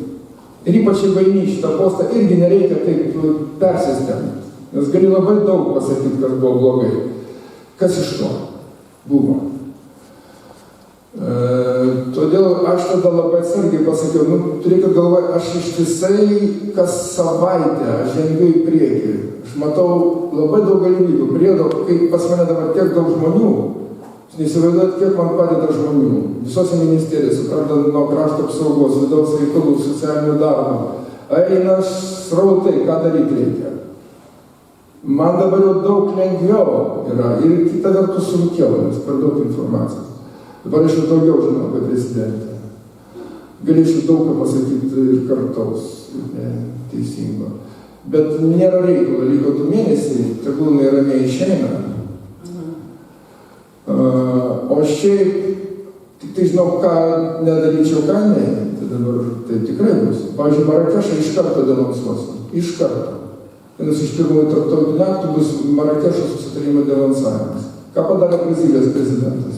Iš karto. Nes šitas, matot, kaip ir gudriai padarė, vis dėlto patyrę vilkai yra šitas su Sorošo priekyje. Jie ką padarė? Pirmiausia, užsigarantavo visų trečių šalių paramą, tada per Jungtines tautas praleido šitą deklaraciją, Marakešo susitarimą 34 puslapių, tada kaip 38, nežinau, koks tekstas. Tarsi nieko tokio, reguliavimas migracijos neišvengiamas globalizmas. Bet tai yra tas socialinis eksperimentas pačių didžiausių mastų tautų manšymas. Taip. Aš sakau, kad Dievas sukūrė žmogų, bet Dievas sukūrė ir tautas. Ir jeigu mes 1000 metų gyvename, mes neturim išnykti per 30-40 metų. Niekas mums tokios teisės nedavė. Bet čia atskiras klausimas. Tai va, ir ką jie padarė? Jie reiškia atseit neįpareigojančią deklaraciją, kiekvienas nacionalinis ten ar parlamentas ar vyriausybė kaip kas. Mūsų atseit Seimas balsavo 73, aklai, neišverti lietuvių kalbą ir ten dauguma net neperskaitė, nes 34 puslapius, kas skaitys padarė, reiškia rezoliuciją, frakcijų vadovai pasakė balsuoti ir balsavo. Ir Latvijai po to balsavo prieš, visai nežiūrėtume, kad mes už. Ir Lenkai balsavo prieš. Bet aš tik grįžtu prie pačios deklaracijos formos, kodėl ją galima labai lengvai atšaukti. Deklaracija, tarsi neįpareigojanti, nors ten jau 22 metais ataskaitą reikia duoti. Ką padaryti? O ką reiškia, pritarė valstybė. Mūsų vardu nuvažiavęs reikalų ministras, ten net pasirašyti tarsi nereikėjo, bet surašė šalis. Ir tada ženklas visom NGO, Non-Governmental Organizations. Aha. Ir užsiesat vyriausybė, jūs pritarėt, prašom ataskaitas, ką padarėt, kodėl, reiškia, ten tas, nedaug dieve, reiškia, vaikas nuskęs, kur nors kelyje žus, numirs iš bado, nieko nedarot, tada, reiškia, atverkit 1000 duris. Taip ir bus, žinot, kas Anglijai darosi, būtent taip, ir emocinę prizmę spaudžia, ašaruojantį vaiką parodo motiną ir prasideda. Žinoma, taip visada bus pasaulyje šitų nelaimė, pilna, kaip Jėzus sakė, visada turėsit savo pavargį ir manęs neturėsit visada. Tai šitą denonsuotų, kadangi čia yra deklaracija, ramiai. Išsiuntė prezidento, reiškia, aktą, dekretą denonsuojantį ir gatavą. O dabar, taip, dar dėl Grybauskaitės, daug, ką jinai dabar padarė su Latvijais, tai man čia taip skauda širdį, kad jinai rado būdą nenuvykti į Latviją. Atseit lėktuvas. Nu gerai, sugedo tas lėktuvas, bet tada nuvažiuok, nes 4-3 valandos, jeigu greitai važiuot, o pats išrinkimas, aš buvau Latvijai tuo metu su deglais ir jau gatvėmis, prasidėjo 8 vakaro prie Laisvės paminklo. Ten galėjo sustoti ne į Latviją tautą kreiptis. Nu, jeigu būtų Merkel važiuotų, bet matai, čia Latvija, nu ką čia. O kaip tik Latvija labiausiai laukia lietuvių pasveikinimo, labiausiai. Bralių ir masų. Un tas bija mums paviršam kaunas, un tas domāju, ka tas bus liels zaudējums nākotnē, kad man vajadzēs, man jums latviškai pašnekēt, kā reiks padarīt. Tad atsiprašīt Latviju. Gerai, prašau. Jūs moteris kažką. Paksas, kad jisai pradėjo daug minčių paksą. Jisai labai turbai buvo ir buvo pašalintas. Ta prasme, skaitė, kad jisai komandos neturėjo savo. Nu, tai. Jis turi savo kažkokią komandą suformavęs. Ir kitas dalykas, kai kažkas ateina netikėtai, kaip sakykime, atėjo valstiečiai žalieji iš čia atėjo, tai buvo didelis spaudimas iš Tėvynės sąjungos ir iš... Suprantu, aš viską suprantu, iš spaudos, iš viso. Taip. Taip. Žmonės priešinosi iš Tėvynės sąjungos ir jie automatiškai rinko bet ką. Nu visai. Taip. Aš suprantu, čia yra mechanizmas, o protesto balsai išrenka. Aš nebūčiau, čia pirmas dalykas. Dėl to, ir kaip jūs sakote, iš kažkur, ne iš kažkur. Žinot, kiek man reikėjo atsisakinėti kandidatuoti, pradedant nuo tada, kai aš Paulauską stūmiau, aš šiandien parašiau Facebook'e. Jau tada man sakė, garantuotai laimėsi, eik. Bet aš žinau, kad šis dar ne mano likimas, dar aš nepadariau gyvenimą ir aš sakiau, kol man nebus 60 metų, aš neįsiu. Iš tai tie 60 metų, vis supratau, kad taip. Bet dabar dėl to dar kitkas dalykas, supraskite. Dabar į valdžią pas mus visi tie kandidatai, jie yra arba ekspertai, arba jie neturi legendos. Aš nešu Baltijos kelio legendą, iš tikrųjų, ir aš tą darysiu visur. Aš tas skelbiu, nebus jokių patyčių. Net iš draugų pusės, jeigu tyčiasi dabar iš manęs dėl Ozolo, reiškia, kuris mane palaimėjęs buvo ir prie karsto duobės stovėjo. Aš žinau, kad tai yra patyčios, ką jie dabar daro, nes tai buvo 21 metų senumo istorija, po to mes jau senai susitaikėm su Ozolo. Bet jie dabar specialiai kelia, reiškia, kad koks tu šlykštus, matai, kaip tai Ozolas apibūdino. Visiškai nežino, kas po to, žodžiu, nesvarbu, bet aš sakau, iš mano pusės nebus patyčių ir nebus priešų, netgi konservatoriai man ne priešai. Nors jie pirmiausia mane norėtų užkasti. Visur yra, vis tiek himnas yra himnas, vienybė tai žydė, nes kitaip galas visiems. Čia nebejokas. Ir aš sakau, čia jau mes dabar nebežaidžiam, čia dar žaidžia su Paksu, atleiskit, dar neatsakiau. Vis tiek dar tada buvo rezervas, tada mes žaidėm dar valdžią, dar buvo galima įsivaizduoti, paimsiu valdžią, nes aš geras ir pūkuotas. Taip ir atėjo Paksas, geras ir pūkuotas, gražus, jaunas, reiškia. Nes mes bendramžiai, ir su prezidentėmis, visi 56 metų. Ir kodėl Paksas taip lengvai laimėjo? Pagalvokit, 2003 metai, visi balsuojam už Europos Sąjungą. Vilčių, lūkesčių, va, einam į laisvę, galų galia turtingą Europą. Ir Paksas tuo metu agitacija. Ir jau nebe komunistas Brazauskas, nebe amerikietis Dabamkus, bet savas lietuvis, jaunoji Lietuva. Ir kas nori, tas klijavosi prie jo ir jis laimėjo vėl kaip įvaizdis. Su Europos Sąjungos banga griūna į prezidentūrą tiesiai. Ir visai neturėjo komandos, aišku. Tai, negrįskai taip neturėjo. Labai daug ten buvo. Pavyzdžiui, padariausi buvo Ganusauskas, toks labai geras, Lagūnas, jisai Paksą labai palaikė, tai knygą rašė. Taip, bet paskandino keli žmonės, o paskui skandino spauda. Priešėjo visa spauda. Jį tik palaikė Respublika, Paksą. Jis nedalyvavo debatuose niekur, bet jis visur buvo palaikytas provincijai, visur. Žemaitija stojo sieną už jį. Tada Suvalkai ir viskas. Ir Vilnius buvo prieš, žinoma, ir prieš mane turbūt bus Vilnius. Bet aš atvažiavau 300 vietų Lietuvai, niekas, net Paksas tiek nebuvo apskraidęs, kiek aš dabar važiavau. Visą Lietuvą išvaikščiau, praktiškai nėra didesnio miestelio, dar kartais pažiūrėjau, dar kažkur Kvėdarna nebuvo, Mosėdį nebuvo, bet Žemaitija gal labiausiai mes Klaipėdai gyvenome. Žodžiu, nesijaudinkit, ponė. Jeigu užmuš, tai užreikdavo. Prašom. Jūs kažką turite. Jūs paminėjo savo kalboj globalizmą, žydų fenomeną, pabėgėlių porą šimtų tūkstančių į Angliją, emigrantų, kaip pavadinti. Daugelis jų jau čia gyvena 10-metį, gal ir daugiau, kaip yra pavyzdžių. Sukūrė šeimas, dalis šeimos likę Lietuvoje.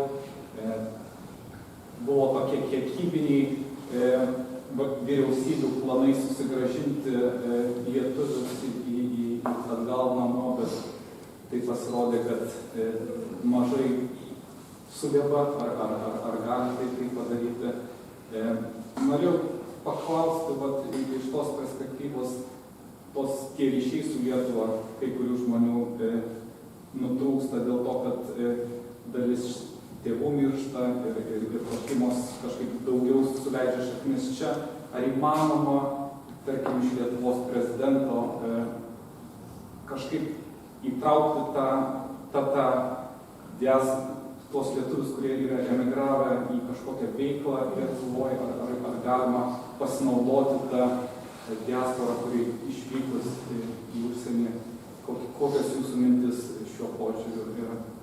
Tai jūs klausėte vėl, sugrįžtate prie dvigubų pasų. Ne, dėl to jis negrįžta. Tai dabar jis grįžta dėl žmonių panaudojimo Lietuvoje. Mes nežinau, Lietuvos jūs piliečiai. neatsakėte apie dvigubus pasus. Ką? Mane atsakė, aš patenkinau. Ne, viską suprato, ponė. Baisiausia būna, kad aš aiškino, galia pasako, jūs nieko nepasakėte.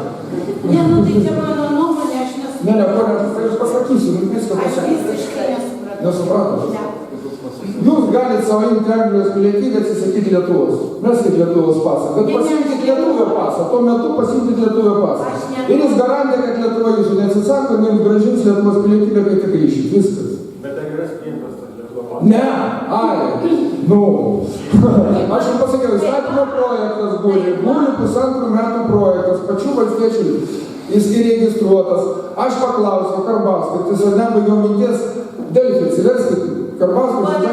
Tai vis tiek nėra aiškumo. Bet jūs aiškumo nėra. Taip, tai aš tą ir darysiu.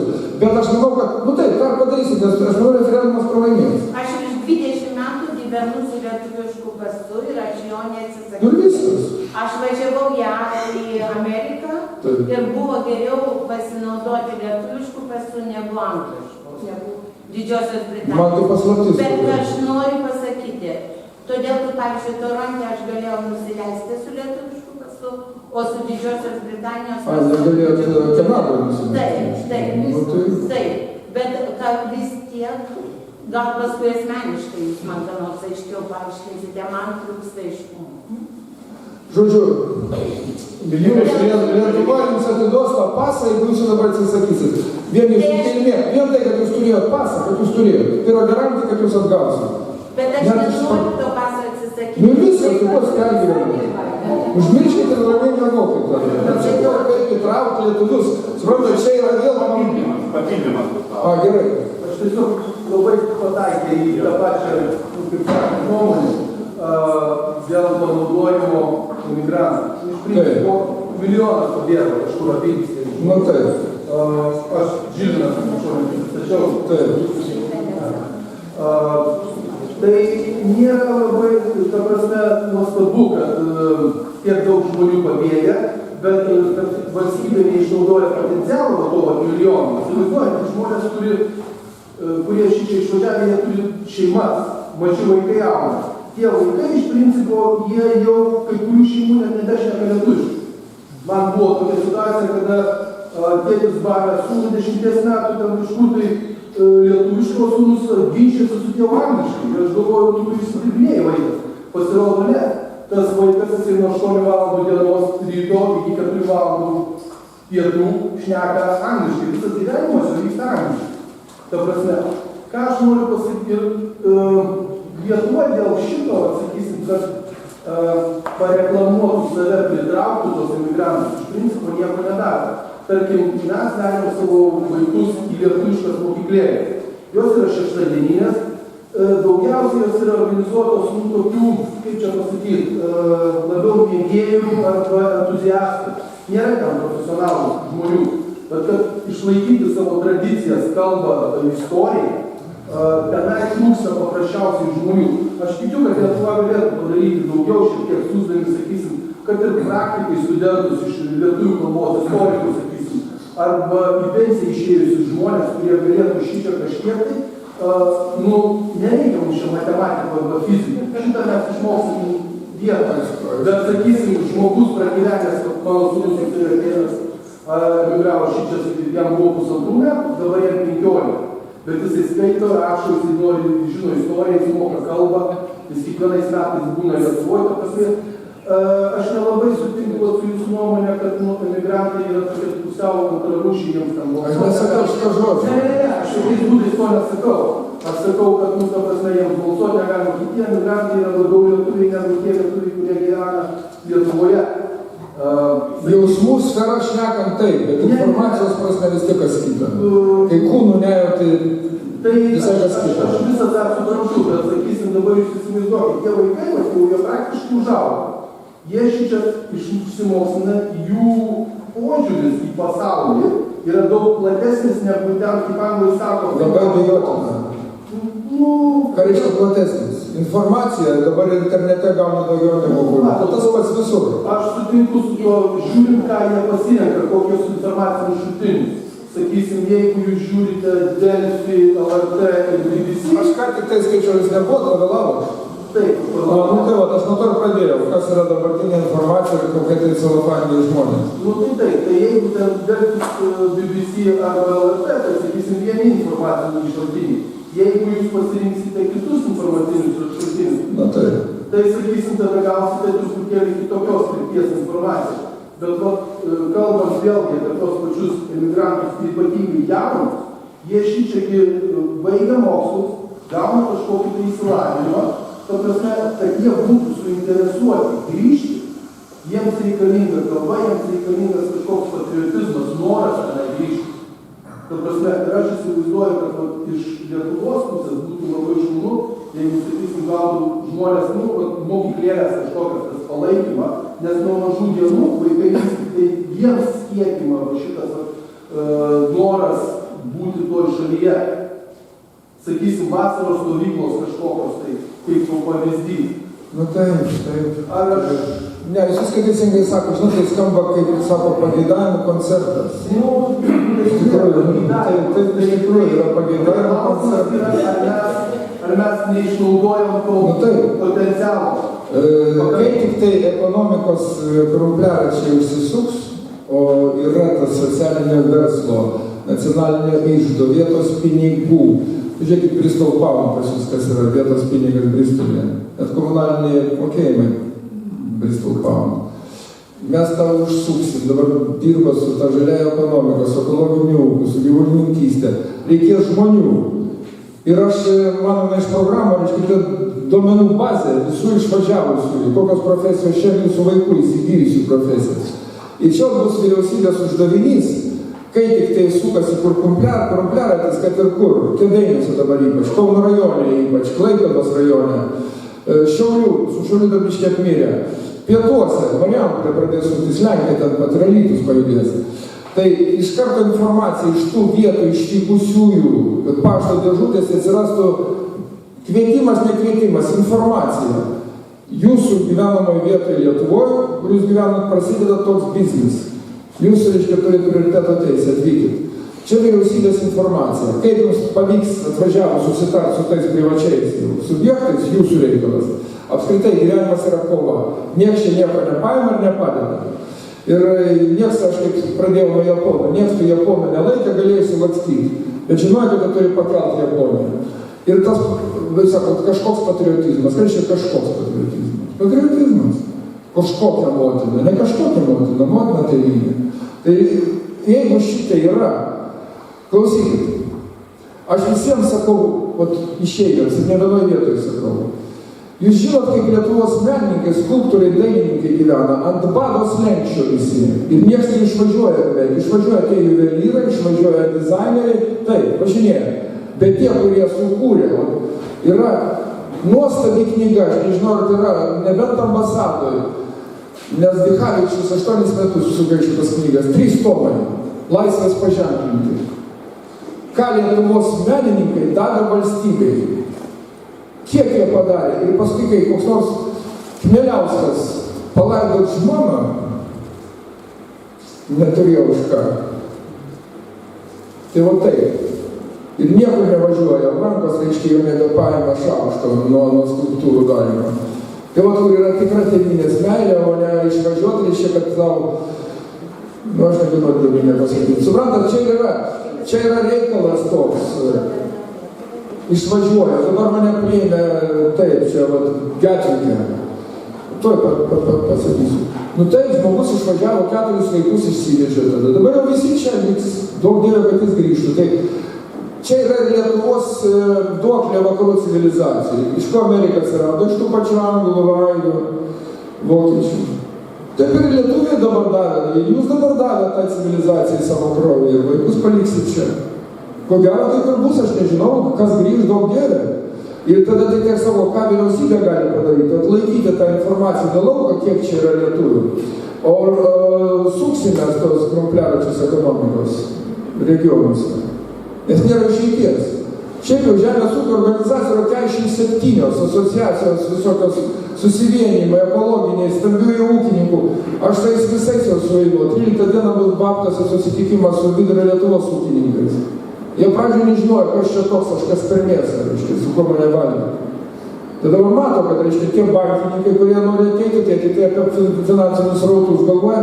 Ir kas svarbiausia, nemato šeimos net ant žemės. Reiškia, visur yra tik tai kažkokios pramoniniai arba smulkaus, stambesnio verslo subjektai, bet ne šeima. O mes viską orientuosim į šeimą, nes Lenkijoje žemės ūkis laikosi būtent šeimos pagrindu. Prašau, kalbėti kažką. Norėjau pasakyti tokį dalyką. Aš tikrai skaitau save Lietuvos patriotų, bet patriotizmo ant duonos neužtepsi. Aš atsidūriau čia, nes man kaip vyrui, fiziškai stipriam vyrui, buvo gėda prieš mano žmoną, kad aš negalėjau išlaikyti savo šeimos, mano brangioj tėvynei. A jūs dabar pagalvokit, reiškia, kiek yra Lietuvoj valdininkų, kuriuos mes, dirbantis, mokantis į biudžetą, išlaikom. Pradėkim nuo to, seniūnijos, savivaldybės, ministerijos, Seimas, vyriausybės, kiekvienas turi po 10 patarimų. Nu, 10 neturi, čia dabar jūsų fantazija. Nu, ne 10, 9. Nu, 8. Tai bet čia yra faktas, jų yra be skaičiaus, tai yra erkinis encefalitas, kuris siurbia Lietuvos kraują. Pirmas dalykas, reiškia tai, yra 4 Lietuvoj šalis. Žemaitija, Aukštaitija, Dzūkija. Nepamirškit mažosios Lietuvos 5. Nu, tegul būna 5. Netegul būna, yra. Reiškia, taip, 5 turi būti merai. Oho. Taip, užtenka, o kam daugiau? O dabar aš jums pasakysiu pavyzdį. Molėtų rajone, reiškia, yra 9 miesteliai. Kiekvienas miestelis turi seniūną. Kiekvienoj seniūnijoje gyvena 200 žmonių. Seniūnas, sekretorė. Reiškia, už 11 kilometrų kitas jau seniūnas, seniūnija. Čia tokie atstumai, didžiuliai 11 kilometrų, ar čia neužtenkas, reiškia, aš neįsivaizduoju. Vienu žodžiu, tą biurokratizmą reikia teikti. Vieną duobę iškasiai visus biurokratus, kitą duobę visą teisę. Žodžiu, man reikės aš pasikviesiu visi patarėjus, tik su Kalašnikovo automatu. Aš kalbėjau su prezidentu Valdu Adamku. Aš jam taip pat sakau, darykit ką nors, o jis traukia pečiais, o ką aš galiu padaryti? Ir taip sako valstybės prezidentas, čia yra juokas, kad taip šneka valstybės prezidentas. Imkit pavyzdį iš Pinočeto. Mažo, tam stadionas buvo, galima buvo uždaryti, o mes tą stadioną dabar pastatėme. Suprantu. Dar palaukit, dabar jau tauta nori kalbėti.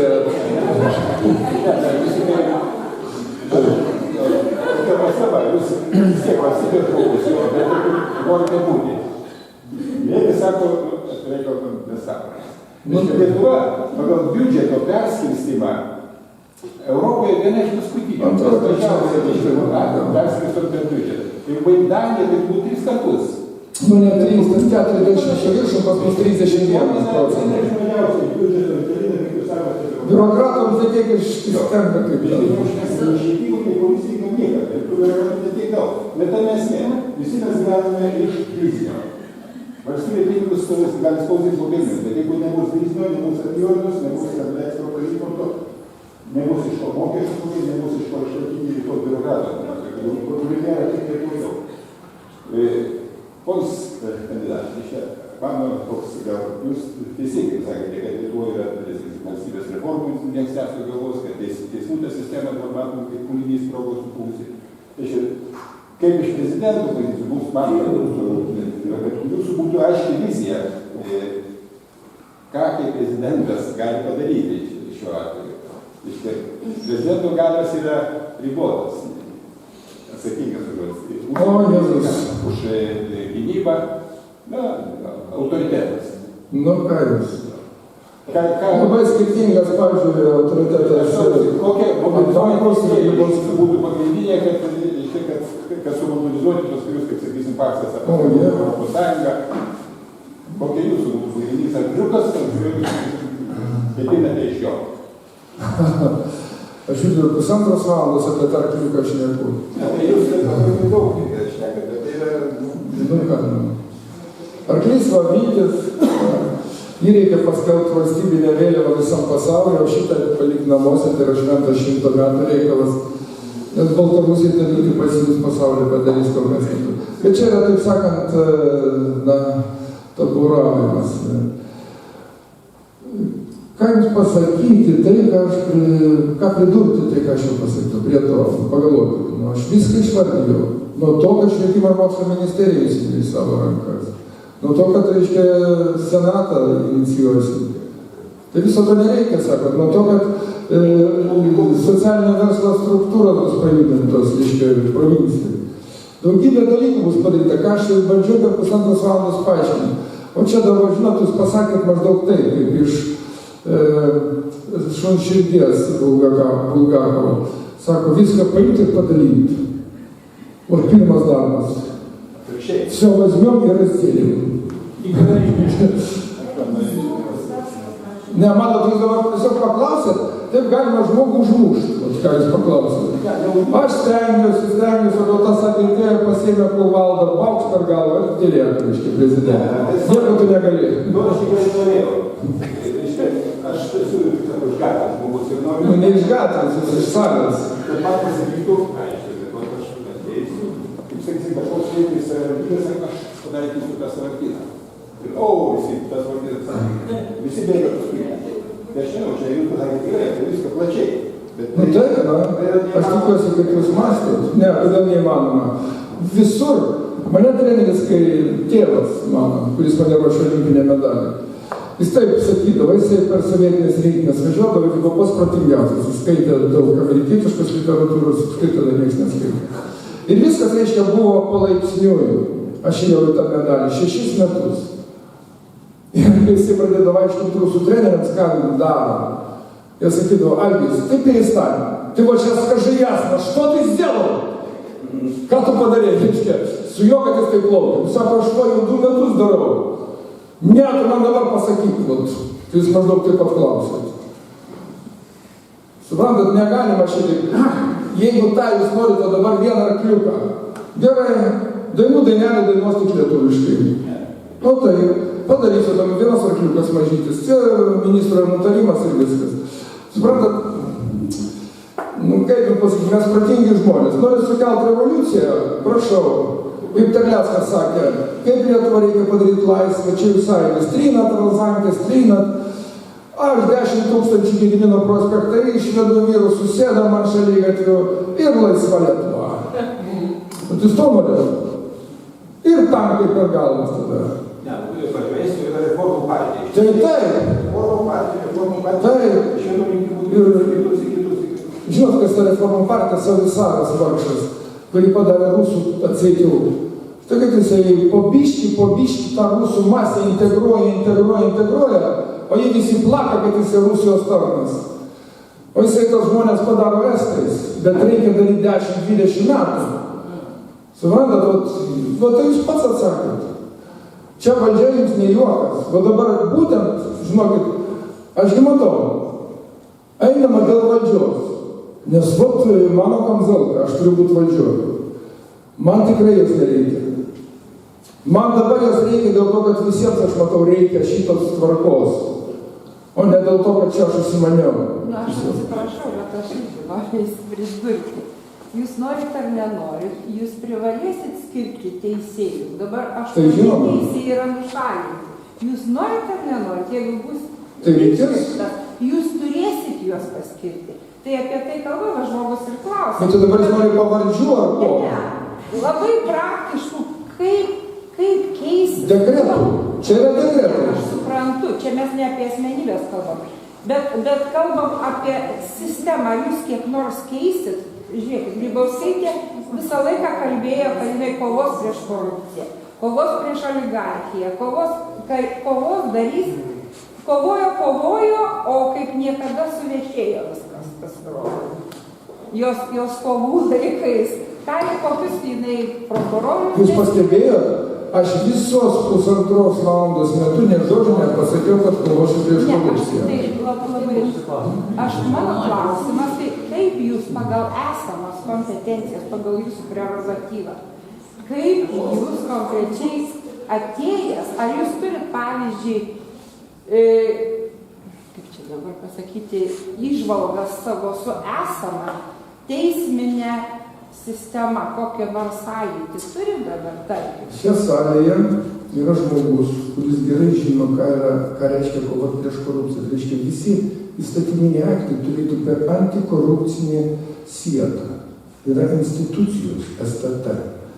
tikrina kiekvieno įstatymo korupcijos laipsnį naujo. Pas mus tų įstatymų tokia gausa, kad jų neįmanoma sutikrinti.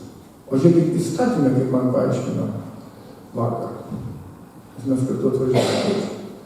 Sako, jeigu raidę arba pakeiti ir jungtuką, tai kainuoja 100 000 eurų iš karto. Korupcinis vienas jungtukas įstatymą. Štai nuo kur reikia pradėti. Reiškia, reikia įkurti antikorupcinės tarnybas prieš įstatymų priėmimą, kad pas mus nėra šitų pajėgų. O čia reikės padidinti biurokratų, bet reikės parinkti tos žmonės ir su kiekvienu asmeniškai kalbėti. Ir struktūras taip ruošti, kad jos purtytų šitą. Ir dėl to senatas būtinas, kad įstatymų iš vis mažėtų. Kokius 5 kartus, kad jų sumažėtų. Ir tada antikorupcinis visas darbas prasideda. Nes per šitą gausą įstatymų ir yra maitinama korupcija. Nes įstatymai yra ruošiami lobistinių grupių. Urėdijų panaikinimo įstatymas yra ruoštas taip pat spaudos spaudimo būdu. Man patinka šito žodžio, spauda spaudžia.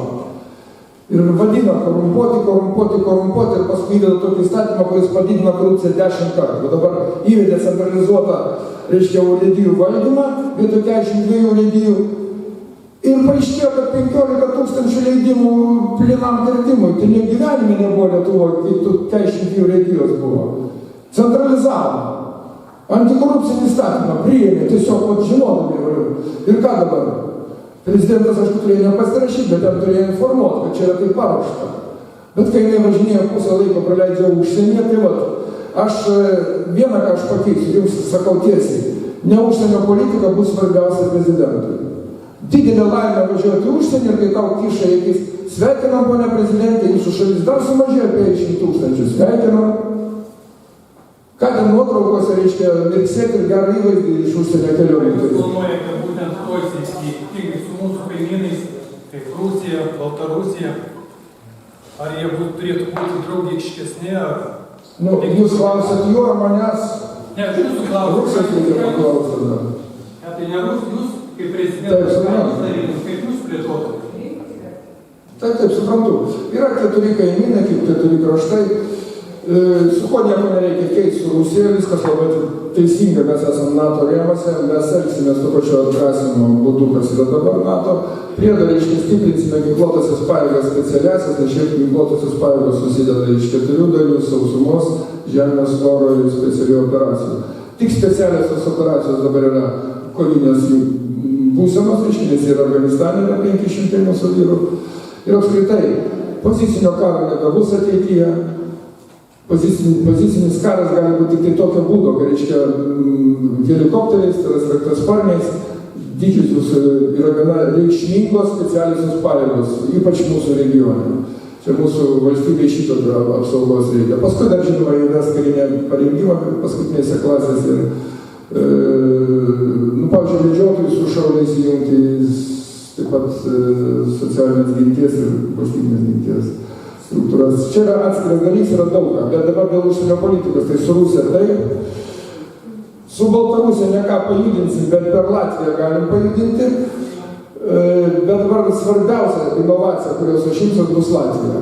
Aš visą laiką nesu Latvijos, o čia Latvijos ženkliukas. Aš ištisai vaikštau, nes reikia Lietuvos Latvijos sandraugą, jau projektas paruoštas 14 metais, didžiulė knyga išleista, aš pats dalyvau, ką mes turim padaryti Lietuvos Latvijos sandraugos labui. Tada užsienio reikalų ministras Žubalis tai ėmėsi iniciatyvos, ačiū Dievui, viskas paruošta ir guli stalčiuje. Jau 4 metai.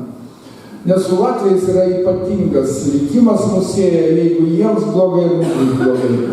Panašus dydis ir ta pati lemtis su kalba, su kultūra. Tik tai, kad davė Dievas, reiškia, jiems 700 vokiečių, 700 metų, o mums davė Dievas per Lenkiją kartu pražūt su Lenkija, paskui tik tai atgalas atsities. O dabar mes su Latvijais turim. Čia bus mano naujos inovacijos ir iš apskritai bus ir pirma kelionė į Latviją. Su Lenkija nieko negalime keisti. Tikriau sakant, negalime jiems nusileisti, kad jie į mus kaip į vasalus žiūrėtų, jau tas buvo gana ilgai. Ir nesakyčiau, kad prezidentas Adamkus susilpnino, bet štai Grybauskaitė dėl santykių su Lenkija, aš šiuo atveju tikrai pagirčiau. tada taip nustatė, kad jie liovėsi žiūrėti mus kaip į vasalus. Čia yra gerai. Nes Lenkija turi NATO raktus Europoje. Atidavė Ameriką dar nuo Bušo laikų. Ir Obama išlaikė, ir Trumpas dabar. Vadau, sakau, Trumpas. Ir nieko tokio, mes kaip būsim stiprus, bet kartu su Latvija mes palaikysim ir Lenkus, ir Danijos, ir kitų balsų Europos Sąjungai. Žodžiu, čia yra daug kas, bet tik tai viena naujiena per Latvijais, o tai, kas dabar yra, su rytais bus status quo. Tai kur reikia. Na, ką dabar. Gal tikrai jau baikim, broliai lietuviai, ką? Namo.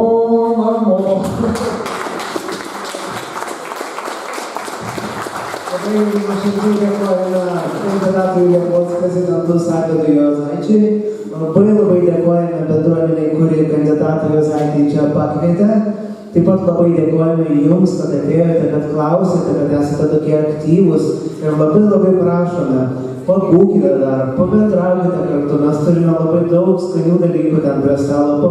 Pabūkite kartu, pajauskite tą bendrumą. Ir galbūt norite pasirašyti, galbūt taip, ten mes turime tokį staliuką, kur galite pasirašyti. Ir taip pat galite duoti elektroninį paštą, kad galėtume su jumis įveikti. Daug sėkmės.